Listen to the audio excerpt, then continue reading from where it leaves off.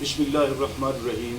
السلام علیکم سامعین و ناظرین، آج میں آپ کو خاص طور پر نوجوان نسل کے لیے ایک ایسا پیغام لے کے آیا ہوں۔ یہ پیغام ان کی زندگیوں کو بدل دے گا، یہ پیغام ان کی لائف کو جو ہے وہ مسرتوں سے، خوشیوں سے اور ایسی چیزوں سے بھر دے گا جو چیزیں انہیں دنیا میں بھی کام آئیں گی ان کے لیے اور آخرت میں بھی۔ لیکن اگر اس کے برعکس انہوں نے کیا، یعنی اس کے مخالف وہ چلے، تو پھر سارا کام جو ہے وہ الٹ ہو جائے گا۔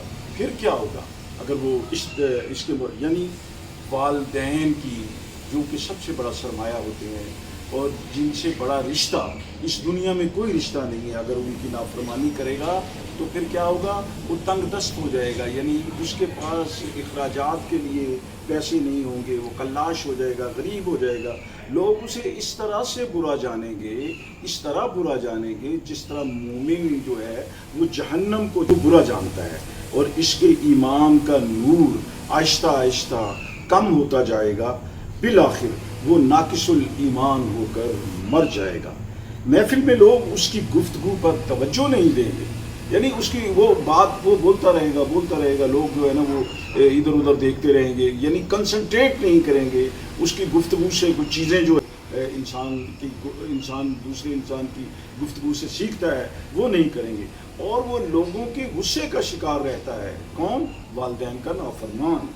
اور نیکوں یعنی جو لوگ پرہیزگار ہیں، جو لوگ نیک ہیں، ان کی شفقت سے وہ محروم ہو جاتا ہے۔ تو یہ حضرت شیخ عمر بن محمد رحمۃ اللہ علیہ جو ہیں وہ ان کے فرمودات میں نے آپ کے سامنے پیش کیے ہیں۔ اس لیے نوجوانوں کو خاص طور پہ چاہیے کہ وہ اپنے والدین کی نافرمانی سے بچیں، بلکہ ان کی فرما برداری کریں۔ اس سلسلے میں بے پناہ احادیث بھی ہیں اور قرآن پاک میں اللہ تعالیٰ کے احکامات بھی ہیں۔ انشاءاللہ ہم اس پہ بھی روشنی ڈالیں گے۔ اپنے ارد گرد کا اور پاکستان کا بہت خیال رکھیے۔ پاکستان کو ہمیشہ اپنی دعاؤں میں یاد رکھیے۔ اللہ نگہبان۔